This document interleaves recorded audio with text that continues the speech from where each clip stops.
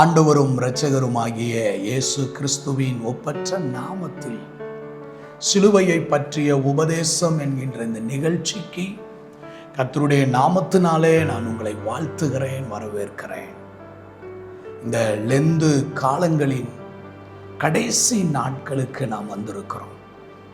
கிறிஸ்தவர்கள் இதை பரிசுத்த வாரம் என்று சொல்லி அனுசரிப்பது உண்டு.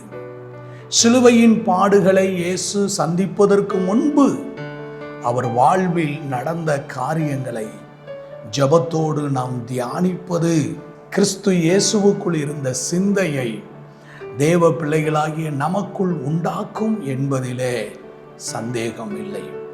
பரிசுத்த மத்தேயு எழுதின சுவிசேஷம் 26வது அதிகாரத்தில் 6வது 7வது வசனத்தை பார்த்தால் அங்கே ஆண்டவருடைய வார்த்தை சொல்லுகிறது, இயேசு பெத்தானியாவில் குஷ்டரோகியாய் இருந்த சீமோன் வீட்டில் இருக்கையில் ஒரு ஸ்திரீ விலையேற பெற்ற பரிமள தைலமுள்ள வெள்ளைக்கல் பரணியை கொண்டு வந்து அவர் போஜன பந்தி இருக்கும்போது அந்த தைலத்தை அவர் சிரசின் மேல் ஊற்றினார்.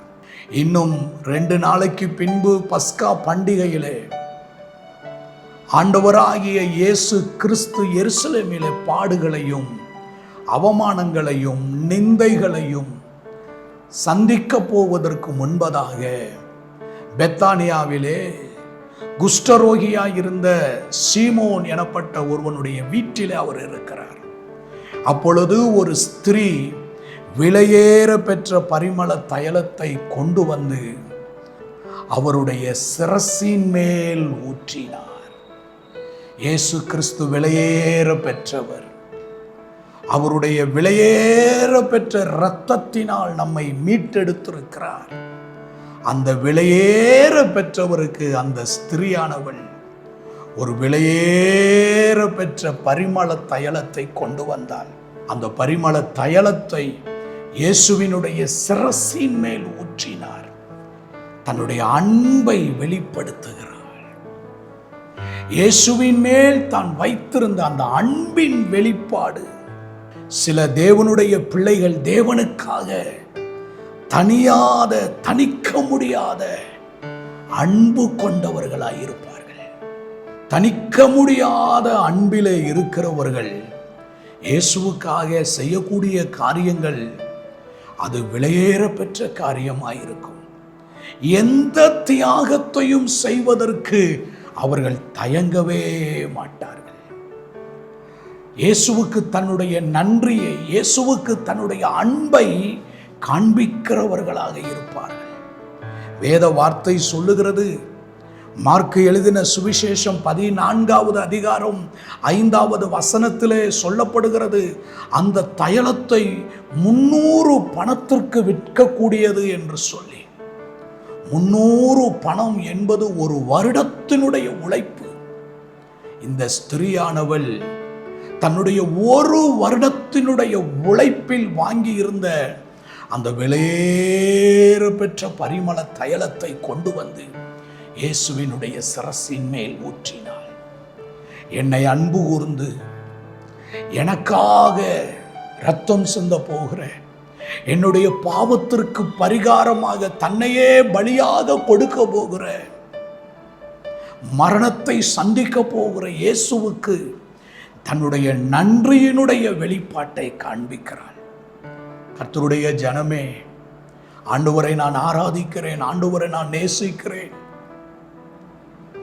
ஆண்டவரை நான் அன்பு செலுத்துகிறேன் என்று சொல்லுகிறேன்னா, நம்முடைய அந்த அன்பின் வெளிப்பாட்டை இயேசுவுக்கு எவ்விதத்திலே வெளிப்படுத்துகிறோம்? தேவன் தம்முடைய ஒரே பேரான குமாரனை விசுவாசிக்கிறவன் எவனோ அவன் கெட்டு போகாமல் நித்திய ஜீவனை அடையும்படிக்கு அவரை தந்தருளினாரே. நாம் பாவிகளாய் இருக்கையிலே கிறிஸ்து எனக்காக மரித்ததினாலே தன்னுடைய அன்பை அவர் விளங்க பண்ணினாரே. அந்த ஆண்டவருக்கு நாம் காட்டக்கூடிய அந்த அன்பின் வெளிப்பாடு என்ன? நம்முடைய வாழ்க்கையில் எதை விலையேற பெற்றதாக வைத்திருக்கிறோம்? எந்த பொருளை விலையேற பெற்றதாக வைத்திருக்கிறோம்? எந்த நபரை விலையேற பெற்ற நபராக எண்ணுகிறோம்? இந்த பரிசுத்த வாரத்திலே சிலுவையின் பாடுகளை தியானிக்கிற இந்த நாட்களிலே இயேசுவை பார்த்து சொல்லுவோம், என்னுடைய விலையேற பெற்றவர் நீர்தான், என்னுடைய இதயத்திற்கு கவர்ந்தவர் நீர்தான். உம்மை நான் துதிக்கிறேன் என்று சொல்லுவோம், உம்மை நான் ஸ்தோத்தரிக்கிறோம் என்று சொல்லுவோம். நாம் கிறிஸ்துவின் மேல் வைத்திருக்கிற அன்பை வெளிப்படுத்துவோம். நாம் ஆண்டவரை எப்படி நேசிக்கிறோம், நாம் ஆண்டவரை எந்த அளவுக்கு நேசிக்கிறோம், முன்பாக இருக்கிற நேசத்தில் நேசிக்கக்கூடியவர்களிலே, நம்முடைய வாழ்க்கையில முக்கியமான நபர்களாக இருக்கக்கூடியவர்களிலே இயேசு எந்த இடத்துல இருக்கிறார்? இயேசு முதலிடத்தில் இருக்கிறாரா? முதற் பலனால் இயேசுவை கனம் பண்ணுகிறோமா? எல்லா பொருட்களினாலும் இயேசுவை கனம் பண்ணுகிறோமா? எல்லா விதத்திலும் இயேசுவை கனத்துக்குரியவராக, மதிப்புக்குரியவராக, மரியாதைக்கு உரியவராக இயேசுவை வைத்திருக்கிறோமா? இந்த ஸ்திரீயை போல இந்த விலையேற பெற்றவருக்கு விலை உயர்ந்த தைலத்தை கொடுத்தது போல நாம் இன்றைக்கு நம்முடைய வாழ்க்கையை கொடுப்போம். விலையேற பெற்றவருக்கு என் வாழ்க்கையை நான் கொடுக்கிறேன் என்று சொல்லுவோம். இயேசு கிறிஸ்துவை நீங்கள் சொந்த இரட்சகராக ஏற்றுக்கொண்டிருக்கிறீர்களா? இயேசு கிறிஸ்து உங்களுடைய பாவத்திற்காக, அக்கிரமத்திற்காக, மீறுதலுக்காக மரித்திருக்கிறார் என்று நீங்கள் விசுவாசிக்கிறீர்களா? இயேசு கிறிஸ்துவினுடைய இரத்தத்தினாலே எனக்கு பாவத்திலிருந்து, சாபத்திலிருந்து விடுதலை உண்டு என்று நீங்கள் விசுவாசிக்கிறீர்களா? விலையேற பெற்றவருக்கு என்னுடைய வாழ்க்கையை ஒப்பு கொடுக்கிறேன் என்று சொல்லி இந்த நாட்களிலே நம்முடைய வாழ்க்கையை இயேசு கிறிஸ்துவுக்கு ஒப்பு கொடுப்போம். அன்பின் நல்ல ஆண்டவரே, என் வாழ்வில் விலையேற பெற்றவரே, உமக்கு ஸ்தோத்திரம். விலையேற பெற்றவருக்கு இன்றைக்கு என் வாழ்க்கையை கொடுக்கிறேன். நான் வாழ்வது உமக்காக, உமது மகிமைக்காக வாழ இன்னைக்கு எங்களை ஒப்பு கொடுக்கிறோம். இந்த உலகத்தில் எங்களுக்கு என்று விலையேற பெற்ற ஒரு நபர், விலையேற பெற்ற ஒரு பொருள் இருக்குமானால் அது நீராக இருக்கட்டும்.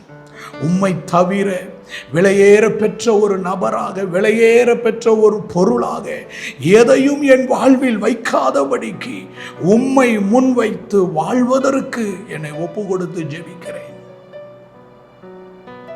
இயேசு கிறிஸ்துவின் நாமத்தில் பிதாவே, ஆமென், ஆமென். God bless you. கர்த்தர் நம்மை ஆசீர்வதிப்பார்.